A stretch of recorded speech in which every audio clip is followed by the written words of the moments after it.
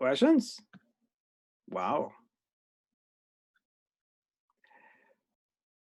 Yeah, you raise your hand. Don't chat. Don't like chat. Okay, I don't check the chat very often. So 31. Okay. 31. 33B. All right, so 33B. Any other one? Yeah, Max? 30 and 36. Yeah, we'll do 30. We'll take it up 30. 36? 36, yeah. Okay. All right. All right. Okay, so the first one is like to describe the energy changes taking place in the circuit and diagram. So 30. So anyone would like to share their answers? If you don't, I'll choose. So share. Ba-ba-ba. No one wants to share. All right. No one wants to share, guys? Okay, so let's me choose. There we go. Claire. What did you write?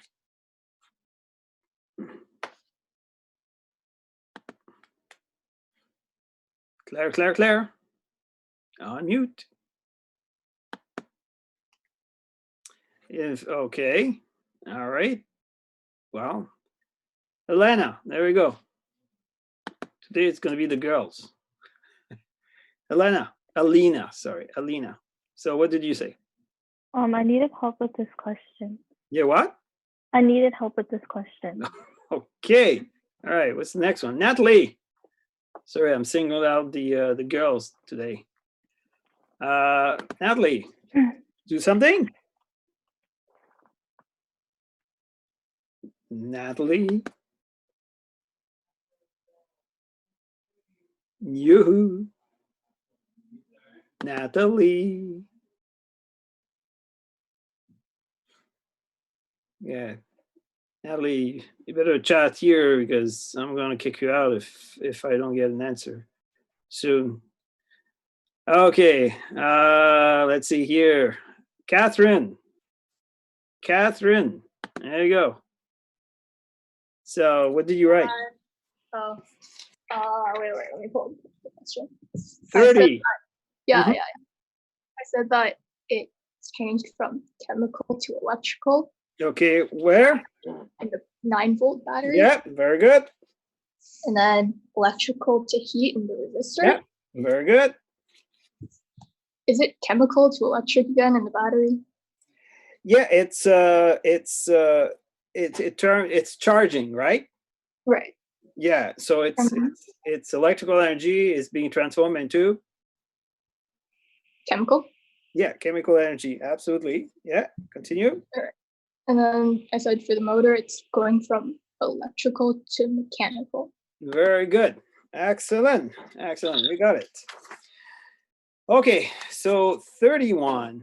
Oh, how many got like 31 by using a graph or calculus? Stephen? Okay, so you're gonna explain, Stephen, how you did that. So I used like the formula you gave us that is like P is equal to what's it? Okay, so I squared R. Hold on a second. So what you're gonna do here? How do you do that? Don't remember now. Don't remember how you share your screen. Oh, I wrote it, but yeah. So share your screen. Share your whiteboard, and then try to write on it as much as you can. Right? I'm very surprised. It says host disabled participant screen sharing. Why is it the Wi-Fi unstable? Sometimes in the morning. Okay, so all right, so just tell me like what you did then. Okay, so I just replaced I with an equation that involves R, and then I made a function of P of R, and then I found the derivative of it and set it to 0. Yeah, okay. So which formula you use for the power? So since P is equal to I squared R, yeah, and then I used and then I used the EMF is equal to, and then since it's in series, it's Yeah. I lowercase r plus I r like uppercase r, Yeah. and then you get the equation for I, That's and then correct. you replace it into the power equation, and then you find the derivative and to find the maximum Good. value, you set it to 0. Very good. Okay, so this is exactly what you need to do here. So this is the power. The power which electrical energy is being consumed by the resistor, or thermal energy is being generated here because it's a resistor. So that's the only thing it does for the most part. And so if you look at the circuit here, so what's the circuit here? So the circuit is like this. Something. All right, so this is the, sorry. This is the, there we go, the EMF. This is the internal. There we go. So if you use Kirchhoff voltage law, you're going to find out, as he said, that the voltage gain here is equal to the voltage drop across both resistor here. So you're going to have like the current going through, and so it's going to be equal to IR plus I little r, and be this. Yeah.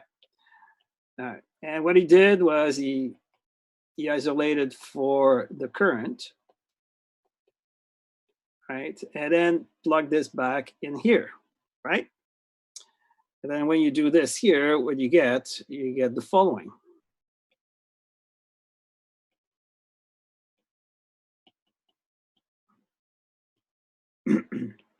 If you do this, you get that.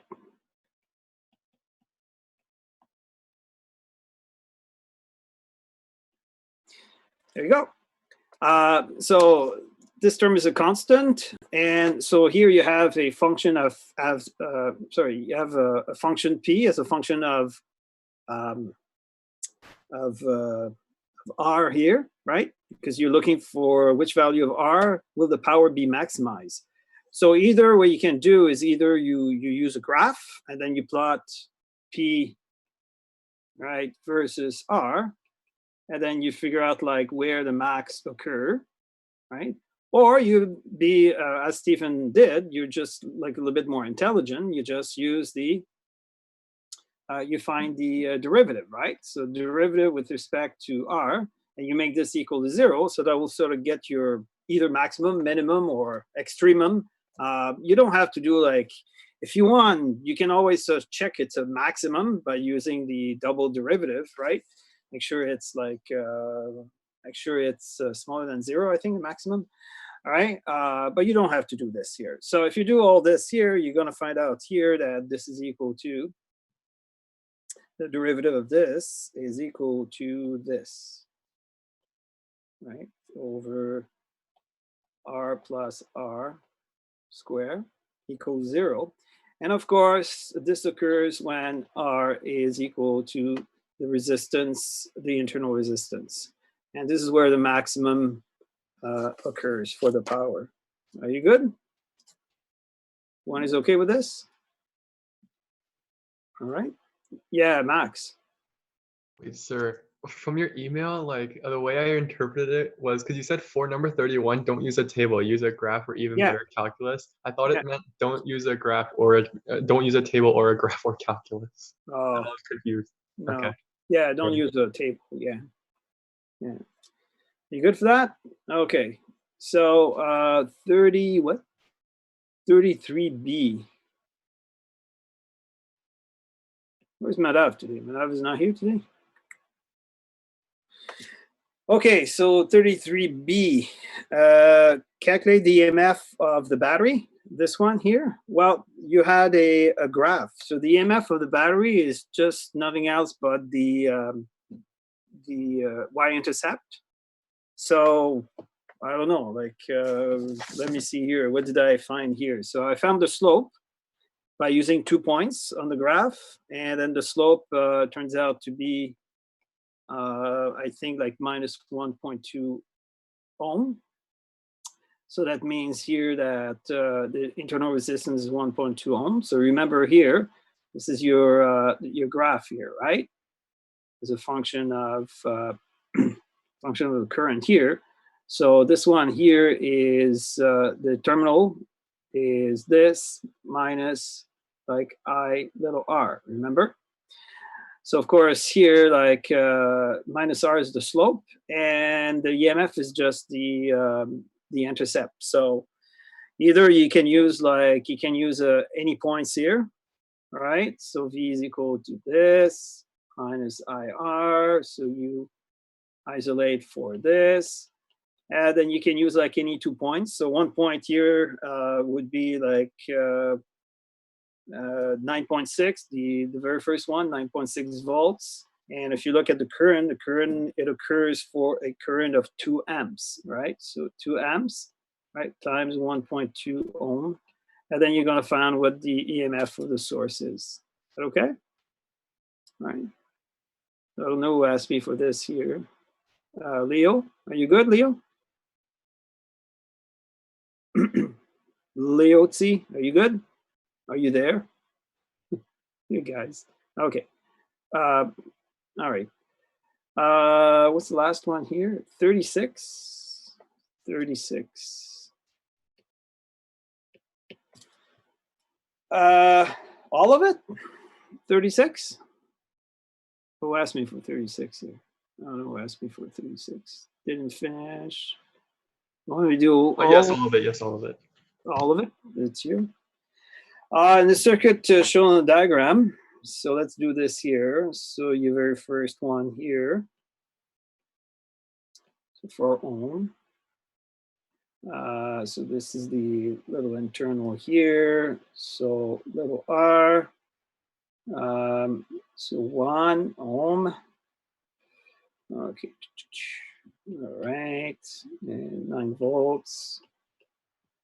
Another resistor right here. 2 ohm, and then another battery here. All right, so 3 volts.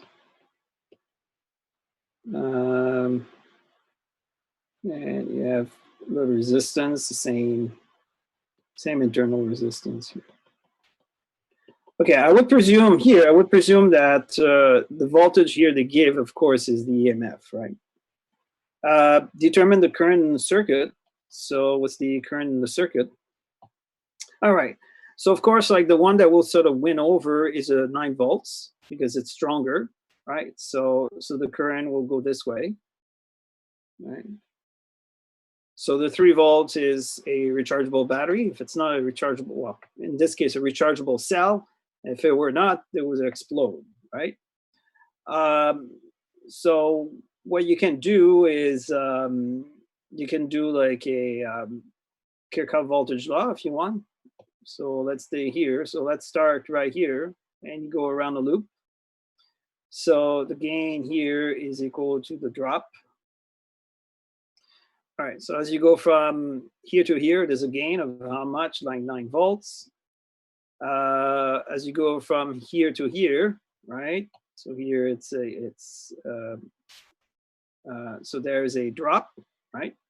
So this is like high to low, right? High to low, high to low, high to low, right? So there's a drop, and a drop of how much? Well, the drop of I times little r.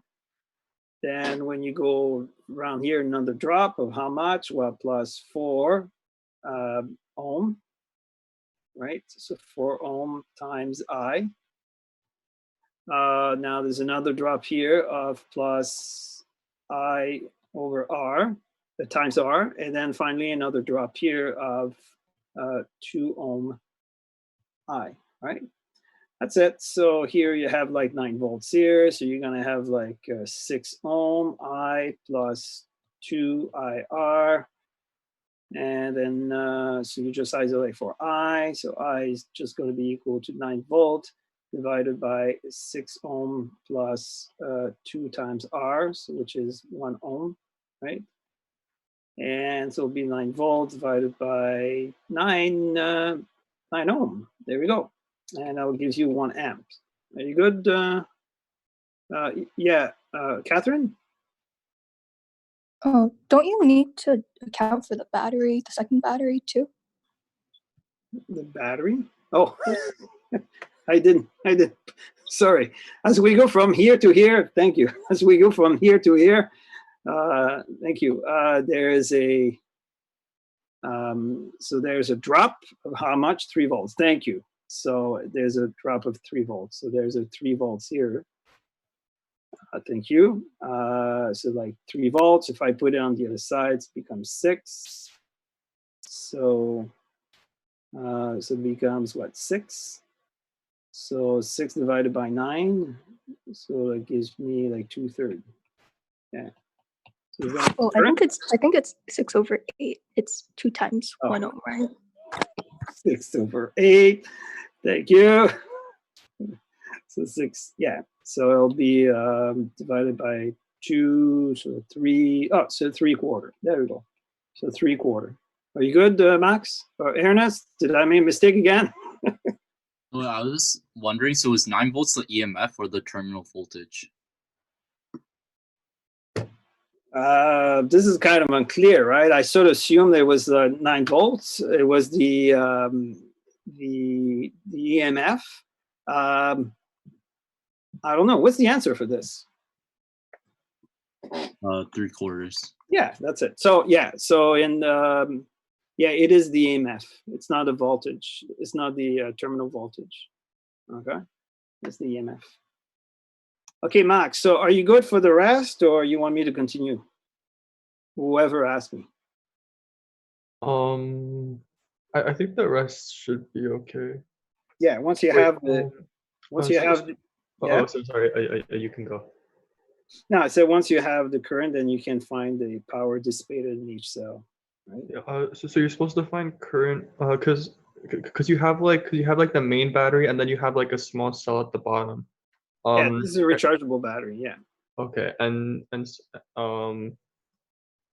so you have to take into account all of their resistance, and that's why the voltage drops, right?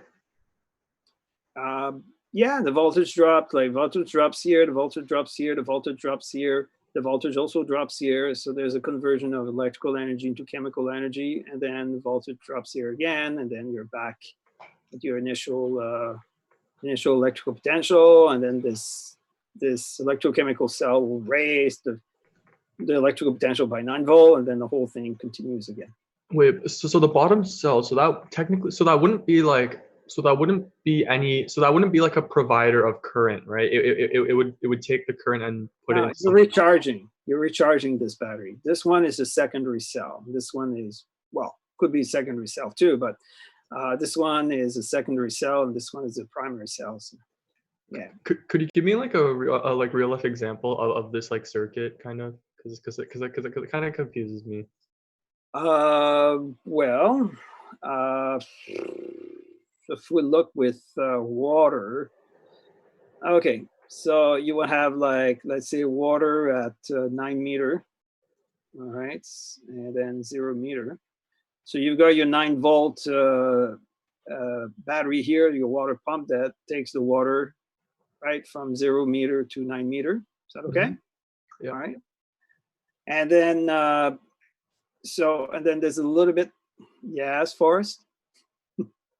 Oh, I was going to give an example, but you can finish your example. No, okay, just share. That would be good. Share, Forrest. So like you can imagine like charging a phone using your battery bank. So like the battery bank would be like the 9 volt battery, and your phone would be the resistor, and then the battery in your phone would be the lower voltage battery. So you're supplying power to both your phone and recharging the battery at the same time. Yeah, but so the here current would go back into the outlet, and it would be like, wait, so when the current goes through the battery, and then returns back to the power source, which is the outlet, right? So where does that go? wait, It just goes. What goal? What Like, what sorry. does, it's the it that I don't understand here. What is it that goes? So this like power bank, the big 9-volt batteries. So it goes into the phone, and then into the phone battery. But you which don't is have to small- think about like an outlet. So you have a power banks here, right? Okay. So here's your power bank here, and then you charge your iPhone here. Okay. Mhm. And so you have like a 3 volts of the battery in your iPhone, and then this becomes like it's charging it, right? So your phone at first is probably 0.1 volts, but eventually, like if as the current goes through, some of this electrical energy is being converted into chemical energy, so it recharges it, right? So it recharges it. So is the reason why you still have some current coming back to the power source to make sure it Coming- doesn't overflow? Or like this one here. Yeah. Well, is it to I make sure mean, it this doesn't one here, like it's not a very good. This one, like since the voltage here is different, right? So like if you have a circuit like this, like it seems that the current will always sort of keep on going, right? But eventually what happens here is that the current will when this battery here will reach its almost maximum voltage, what happens here is that the current will start like trickle down, and will trickle down, and then up to a point where there's no more current being drawn. Okay. Wait, so when the current initially goes into this 3-volt Yeah. little cell, and then it comes out, right? So is the reason why it comes out to make sure like it doesn't overflow and like heat up and explode the object? Well, it's a circuit, right? So it's something that goes in a circle, right? So the current, like once again, like the current that comes here, right, will eventually, like it's a series circuit. So the current is the same at all parts in the electrical device here, including this. All right. So when the current goes here, what it does here is that it converts all this electrical energy by the current, well, some part of it, this electrical energy into chemical energy. In the process, the current has lost some electrical potential. In the same way as the water here will lose like some height. Okay. Oh, okay. All right. Is All that right. okay? Yeah. And then it comes back, and is that okay? Yeah. Thank you. Okay, Forrest, do you want to add something to this? Well, I was gonna try and answer Max's question. You want to? Okay. All right. Okay. Thank you, Forrest. All right. So let's make sure that you have this with you here. Okay. So we're gonna go over this. Okay. So now we've stopped like about electricity, and we're going to talk about magnetisms and electromagnetisms. All right, so you're familiar a little bit with the a magnet. So a magnet has both. You see this here, right? Like when I put this here, you see this, right? Just give me like a yes here on the chat. Yeah, I can see it. Yeah, you can see it. Okay. All right. Yeah, thank you. So a magnet always have what we call a north pole and a south pole. So you have a magnet right here, north and the south. Now you might sort of think, okay, so if I cut right in the between, I'm going to get like a north pole, a magnetic north pole, and a south magnetic south pole by themselves. And this is not what will happen. So if you do this, you're going to create a north south, and you keep on going and doing this, you're always going to create a north south poles. So magnetism is a little bit different than electricity. Electricity, you remember a single charge in electricity is called a monopole. Pole, charge, mono, single. In electricity, you can have a positive monopole all by itself and a negative monopole all by itself. They can be separate. Magnetism, it's not possible, all right? They always come as dipoles, always north and south all the time. Although in theory, there's nothing that prevents like nature from creating a magnetic monopole and a north magnetic monopole by itself and a south magnetic monopole by itself. There's nothing in theory that precludes this, but we've never found such in the universe. So it so happens it always sort of comes like together. A dipole. So this is called a magnetic dipole. Remember, electric dipole was a positive and negative charge. So this is called a magnetic dipole. So you know the law of magnetic force. So like poles like repel, and unlike poles like attract. Okay, so once again, like magnets is an example of force at a distance. So magnets don't need to touch to feel like the force. So in order to understand this, they came up with the idea of, well, Faraday actually came up with the idea of magnetic field. So there's a magnetic field that is being produced, that is being generated around the magnet. You might sort of remember in the first chapter here, when we talk about electrical field, remember like how to map out an electrical field. We had a tiny positive charge, and then you put like perhaps like a tiny test charge at some point. You inquire about like the direction of electrical force and how much it is.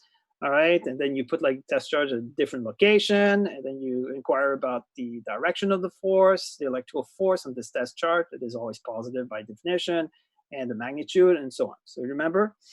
Okay, and then remember, if I let go of a test charge, so if this charge is negative here, if I let go of test charge, it goes towards it, right? And we call this an electrical field lines. Well, you have the same idea here. So around the magnets, you have what is called a magnetic field. And how do we map out a magnetic field? You map out a magnetic field by making use of a little compass. So here's your little compass here. So this is the north and the south side of the compass here. All right. And if you want to map out the magnetic field, what you do is you place the magnet at some location in space near the magnet, and the direction of the compass will tell you the direction of the magnetic field line at this location. So if you put it here, so that the compass will point in this direction, here, point in this direction, and so on. And then you can sort of collect all those, and this forms what is called a magnetic field lines. If you want to sort of inquire about not only the direction of the magnetic force on the compass, but also the strength, you can have like a little compass with a little spring, and then when the spring is very, very much extended, well, then it means like the magnetic force is strong at this point. When it's not very, very much stretched, then there's very little force, okay? But here we care mostly about the direction of magnetic force. All right, now, the magnetic field lines always go outside the magnet, always goes from the north towards the south, but they don't end there. Okay, inside a magnet, the magnetic field goes. So if you were able to sort of make like a little hole in it, and then put a tiny compass and inquire about the direction of the magnet, so the magnet here will point in this direction. Let me this a little bit. I make this like bigger here. There you go. All right. So if you were to sort of see this here, all right. So you see here that the magnetic field. Oh, this is so laggy. Magnetic field inside is going towards. There we go. Towards the North Pole. All right. So magnetic field lines, unlike electrical field lines, electrical field line produced by static charges, electrical field lines always start at positive charges and always end at negative charges. However, magnetic field lines are always continuous all the time. The reason why they're continuous is because you cannot isolate a South Pole and North Pole by themselves. They always come together, all right? So magnetic field line, unlike electrical field line, are continuous. Can you have electrical field line, continuous electrical field lines? Yes, you can, but that's with something else, not with static charges, okay? All right, so you good? All right, now there's only 3 substances that shows a lot of magnetisms, and one of them is, of course, iron. Iron is one.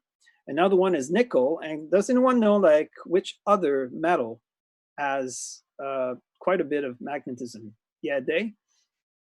Is it cobalt? Yeah, cobalt, exact. So these are the only ones. Iron, nickel, and cobalt. So any magnets you have at home is either a alloy of this, right? But it must contain either iron, nickel, or cobalt. So you can put like cobalt too, right, if you want. So let me see here. Right. So some metal like iron, nickel, and cobalt All right. Responds strongly magnetic field. So these are called ferromagnetic. Ferro means like iron in Latin, so they behave like iron. So ferromagnetic. All right. Okay. Now, you know, if you put like two magnets like this, north, north, south, south, they repel. If you invert one, they attract, right? Another way of looking at this repulsion and attraction is by looking at the magnetic field lines here. So if you look at the magnetic field line, the first one at the top, all right?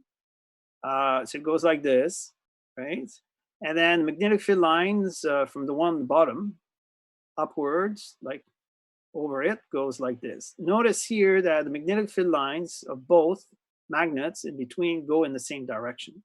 Well, when you have parallel field lines, what happens here is that you have repulsion.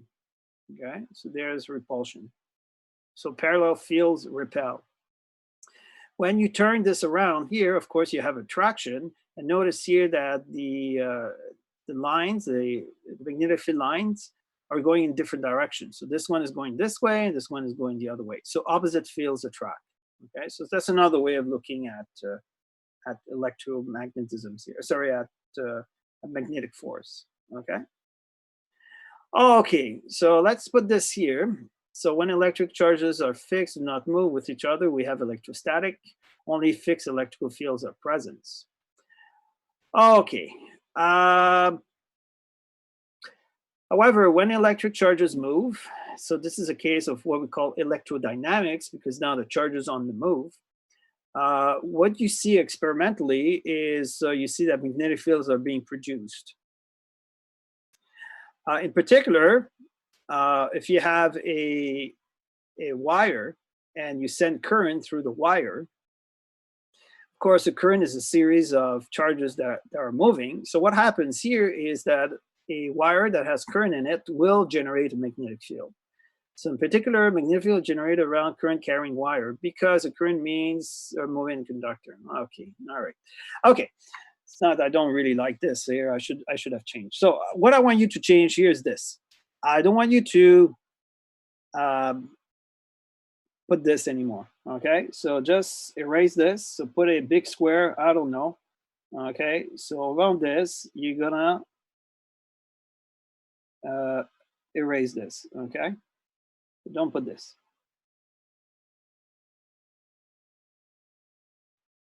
And here you're gonna say, instead of saying this here, electric charge is moving, you're gonna put like current. Whoops. All right. Ah. All right.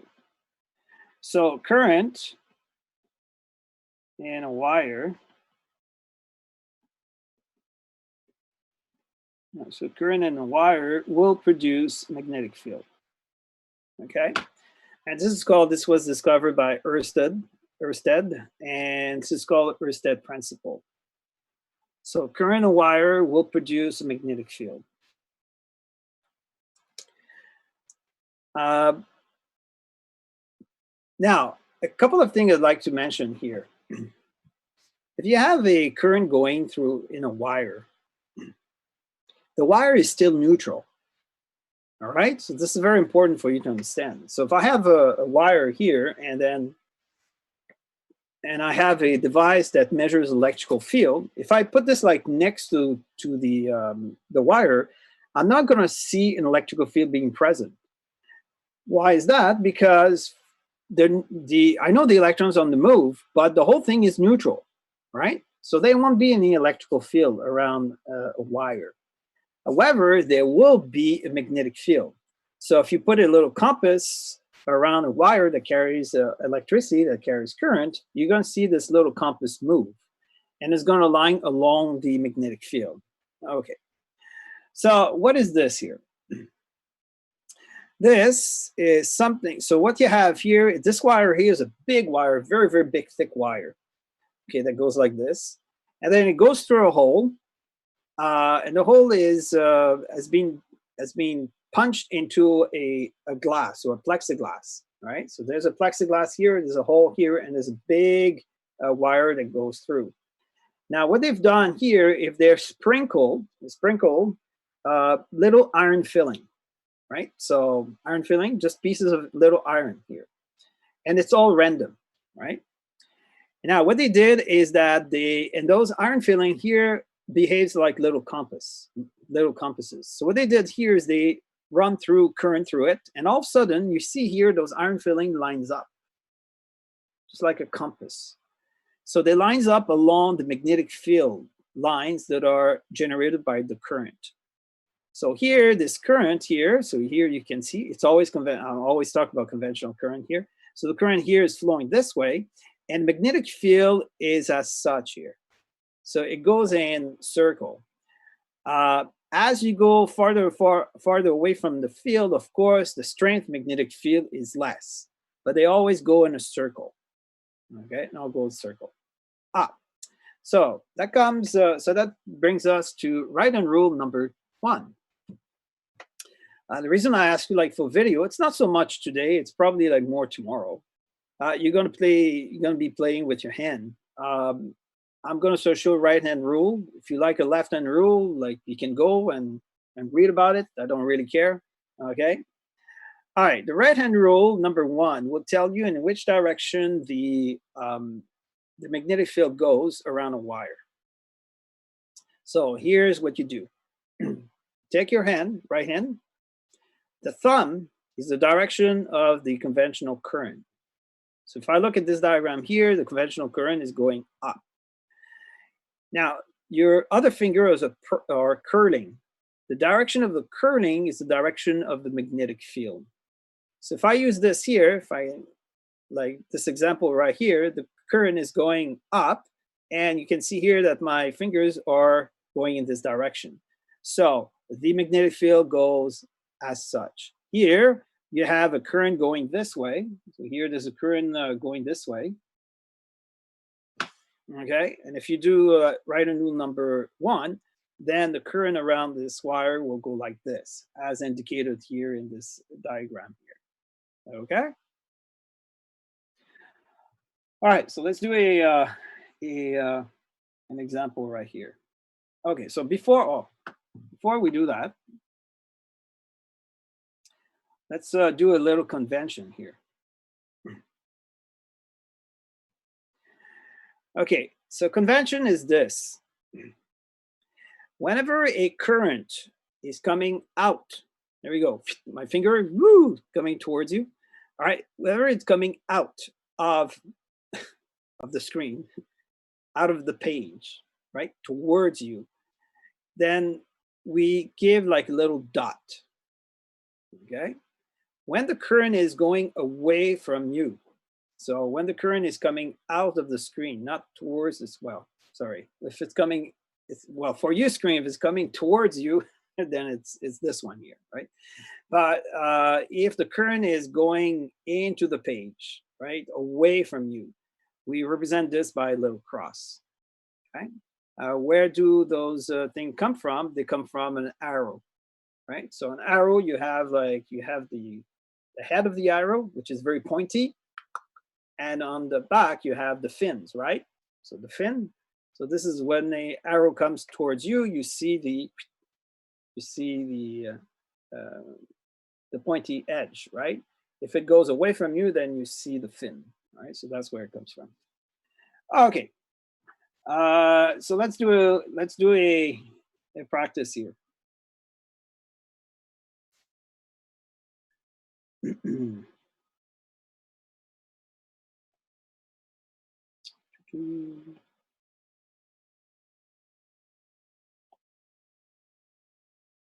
There we go. All right. So what I had, whoops. Okay, I'm gonna stop sharing because I see here that it takes like forever. I don't know if there's more people like using Zoom now. Even this morning, it was very laggy.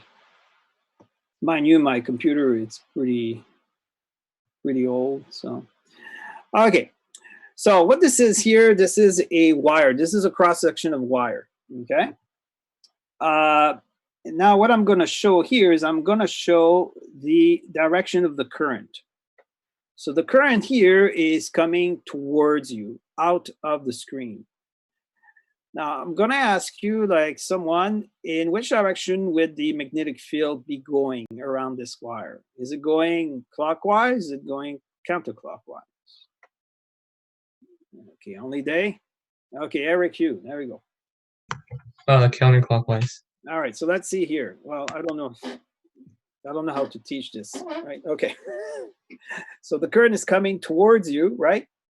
So you curl this, and you see here that it's going this way, right? So if I do it like from my page here, right? So the current is coming out, going like this. So the magnetic field is going like that. That's the direction of magnetic field. Everyone is okay with this, right? Okay, let's do another example here. Whoops.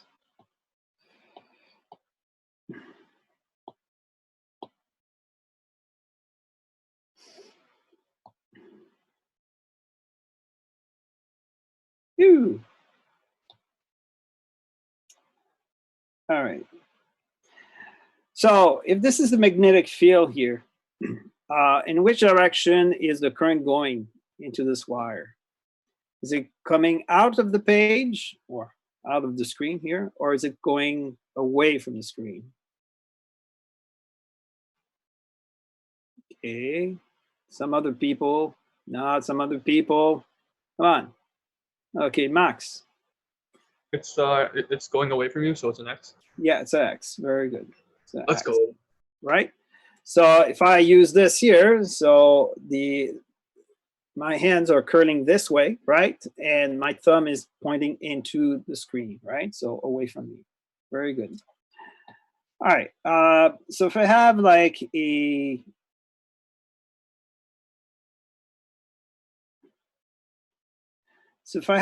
current going this way, there will be a magnetic field. And the magnetic field will look, so I do this here, it will look like this, all right? So it look like that. So it goes behind, right? It goes behind and so on. Right? Everyone is okay with this? Yeah? If someone is not okay with this, like raise your hand. Are you good? All right.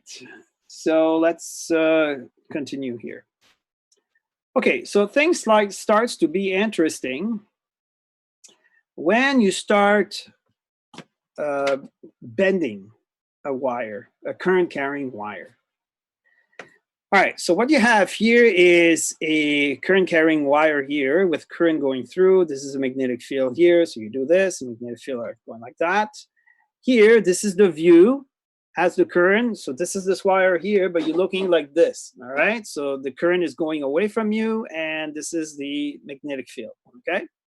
Now, what we're gonna do here, I'm gonna start like curving this wire.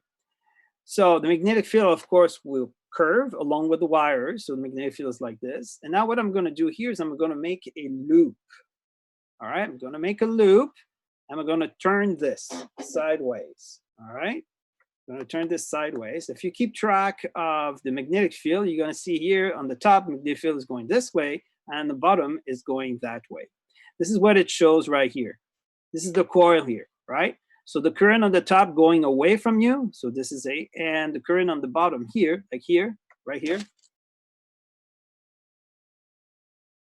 Okay. So right here, the current is going towards you. All right. Oh boy, this is laggy. You're gonna see it in a second. Okay, so this is a coil.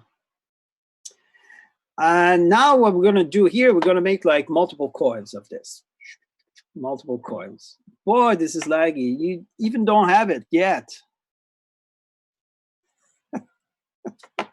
It's so bad. Okay. Why is it? Okay, so let me stop here again. This is really annoying. I don't know if it has to do with how many people or 40 people. I don't know if we were only 2 or 3, probably it would be better. There we go. So here's, all right. Okay, so what we're doing here is we are keeping on doing this, all right, making. And now what will happen here is this. So all the top portion here, the current seems to be going away from you, right? And on the bottom, it seems to be coming towards you. And what happens here is this, is that you're gonna have like a magnetic field from the top, magnetic field from the bottom of the loop. And what happens here is they will sort of add up vectorially. And this is the overall picture here. This is the magnetic field. So this is the magnetic field around a loop, around a solenoid. This is called a solenoid, a coil. It's all the same thing, a helix. All right, this is how it looks. Well, if you're very clever here, this magnetic field, this configuration here looks pretty much like something you've seen before. It looks like the magnetic field around a coming.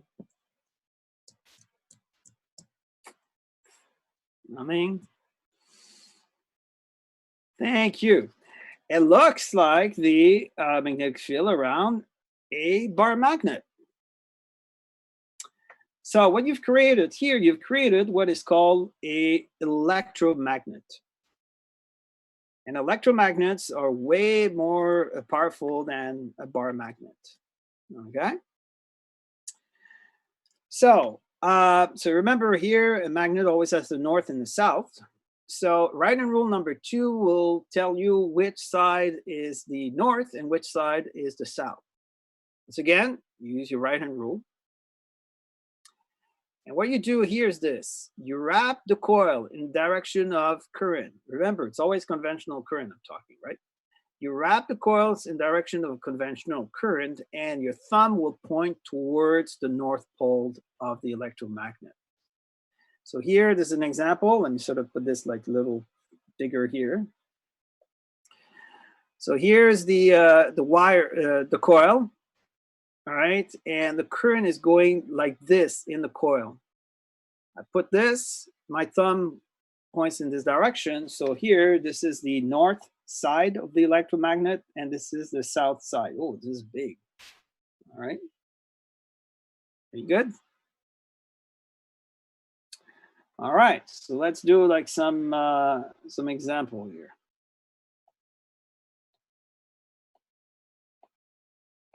All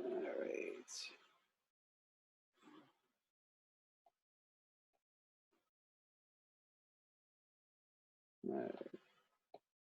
Okay, why is it that this you get this like very fast, but not a PDF file? I wonder if it's the PDF file here. I guess it takes a lot of memory. I don't know. Okay, so let's do a little example here. So this is my coil. This is a coil. And it's going to be like this. So this is one coil. It goes behind, goes in front, behind, front, and this. All right. And here, going to be connected to a source.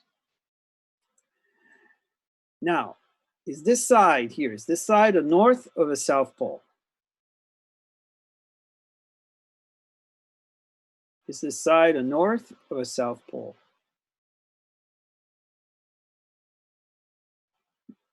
Okay, there's Day. Okay, I want some other people too to try. Max, other people. Those I don't hear often. Eric, okay. All right, Eric, who are you? Should it be the North Pole? So this is north. Okay, so that's, how did you manage to find this? Because current flows counterclockwise. So if you use the... Okay, well, how do you know it flows like clockwise? I'm not so sure what you Oh. mean by clockwise in this case. I mean, it flows from like the left side to the right side. So Okay, it goes because counterclockwise. Because the left side is positive and the right side is that's negative. correct. So current always flows from high to low. So the current comes in, goes behind, comes in, right, and goes back. Very good. And then?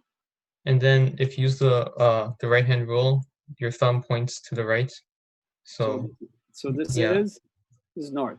Didn't you say that this side was north here? Yeah. Is Oh, it- okay. So it's south here. So this one is north and this one is south. Is that okay, guys? Yeah, Eric, do you want to raise your hand again, Eric? Hugh, or what? No? No, it's fine. Okay. Anyone else? Good try, though. You good? Okay, so let's do one more example here. Well, we'll do like a couple more. How much time do we have? Wait, Yeah. sir. Wait. But if you hold it in that direction that the current flows in, shouldn't the north side be on the opposite end? Current, so if you wrap so the current goes from high to low, right? Goes here, goes front, goes, it goes like this, right? So you wrap it in the same direction as the conventional current, your thumb points towards the North Pole. So this is north. Wait.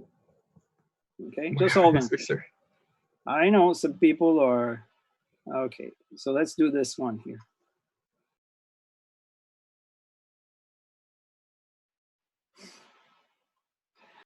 All right, notice here that this is exactly the same as this, right? But notice here that this one here, the cable that is connected to the positive terminal, instead of going in the front first, it goes in the back, right? So let's find like what happens to this side here. So is it north or south here? Well, let's follow the current. So current goes from high to low. So comes here, goes behind, comes back, right? Goes behind, comes back, and go back to negative terminal. Now you have to wrap this coil in the direction of conventional current. So the current goes like this. You wrap it, and your thumb points in the direction of the north. So here, this is north. Here, this is south. So even though it's the same battery here, the way you start winding this will be different. Okay, will be different. Wait, sir. Yeah. So we have to imagine that like that the wire is like our finger. Because if you like yeah, look, all these digits here, they're all your direction of the conventional current, right? Mm-hmm. Oh, okay. Conventional current. You follow the current in the coil, right? So in the first, and the one on the top, it goes like this. Current goes like this. So you wrap it in the same direction of conventional current. Okay, this one here, the current goes like that. So you wrap it in direction of, well, I know it's direction, right? Goes like this. It'll be this way. Okay. So okay. So the right. North and south ends are dictated by the direct, by like the way in which it like the north side is indicated by your thumb. Okay. Okay. All right. So let's do one more here.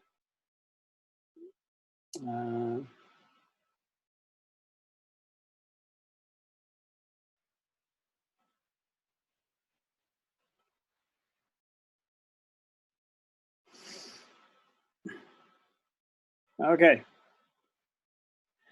So let's say this is north here. Which direction is the current going right here? Is it going like up or is it going down? Right here in the front.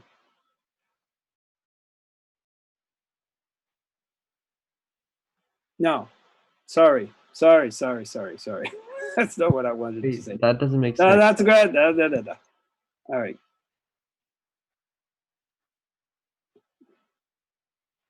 Okay, so let me repeat this. So here, the current here, is it going like this way up or is it going down here in the front? Anyone? Yeah, Jason. Is it going down?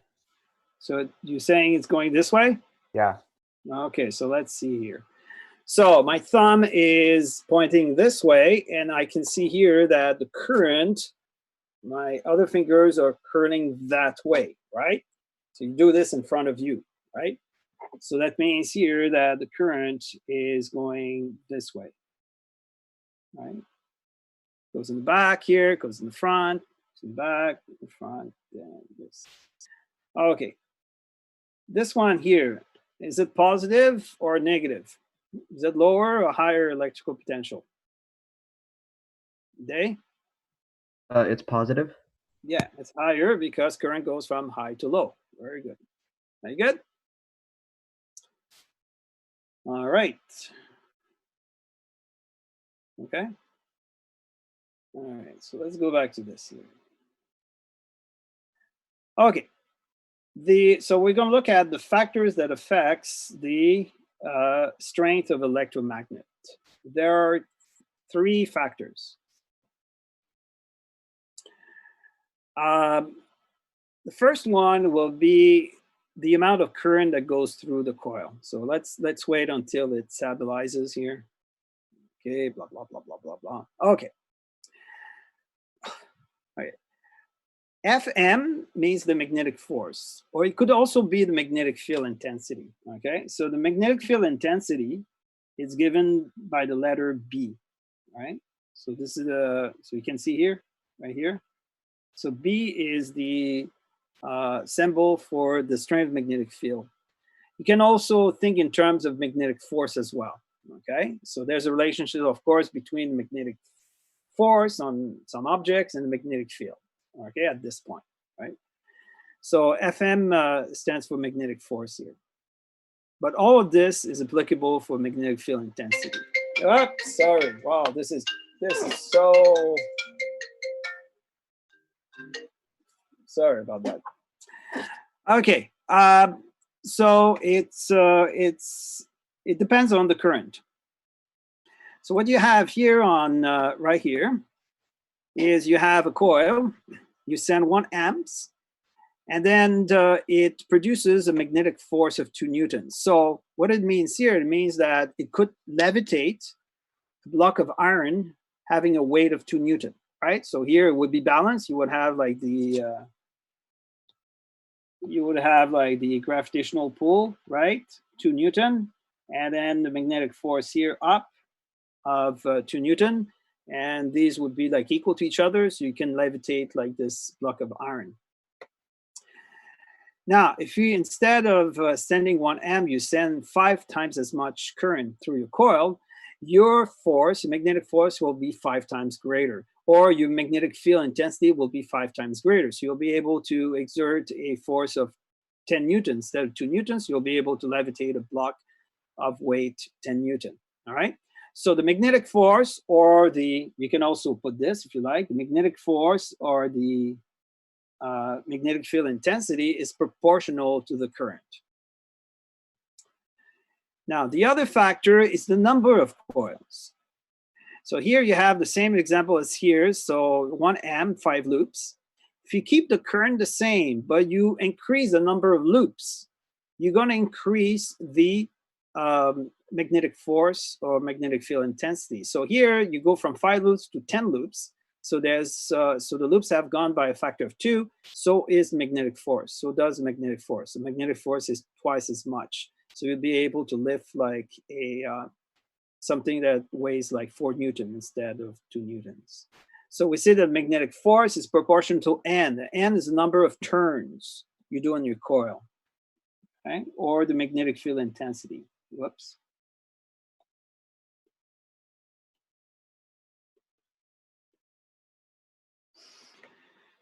All right. Okay, the last factor that affects the strength of electromagnets, it's what the type of material inside your coil. You can make a coil in space. It's going to work on an electromagnet, no problem. But if you put inside your coil a ferromagnetic material, your electromagnet, the strength of the electromagnet will become stronger. Okay. If you put like nickel, it will be stronger. If you put wood, it'll be different than emptiness, than vacuum. It might not be like very much more intense, because wood is not a ferromagnetic material, but it'll change. So the type of material you put inside, the magnetic property of the material you put inside, it's called the magnetic permeability. Oh boy, I hate English. There you go. So right here, all right? So magnetic permeability. Okay, so yeah, so strength varies depending on what you have inside. Okay. The magnetic permeability of vacuum is not 0. Okay.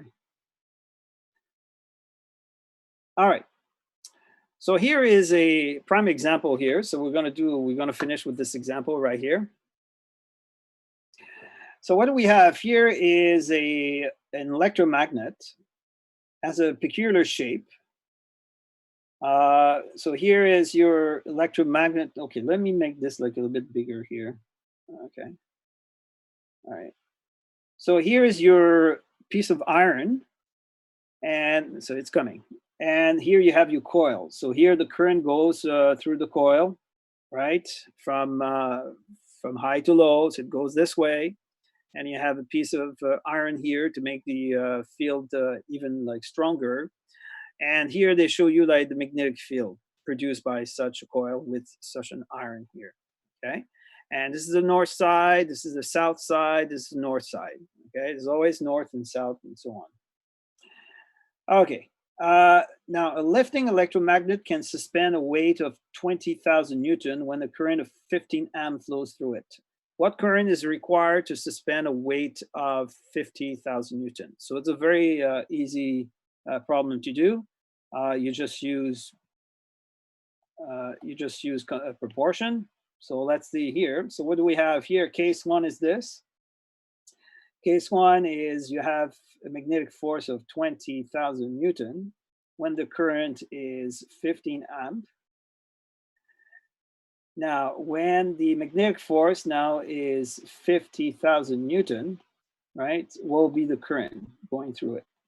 All right, so what should be the current going through this so that the force is 50,000 Newton?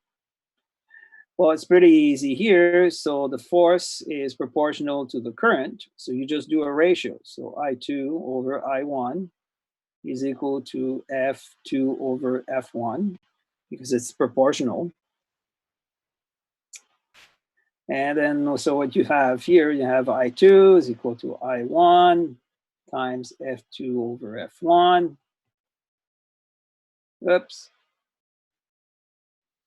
And then, so that will give you 15 amps times 50,000 Newton divided by 2,000 Newton.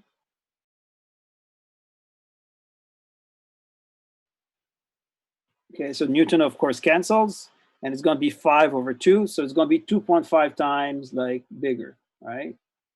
So 2 is like, what is it? Like, so 37.5, is that correct? Am I good? 37.5? No? Yeah? 2.5? Yeah, I think so. Okay, are you good? Nice. Okay, good. All right, guys. So you're gonna have like some homework today. Has to do with right-hand rule number 1, right-hand rule number 2, and this. Now I'm gonna ask you. There's a lot of diagram in your textbook. I'm gonna ask you, please redraw those diagrams on a sheet of paper and draw your answer on this. Do not do it in your textbook.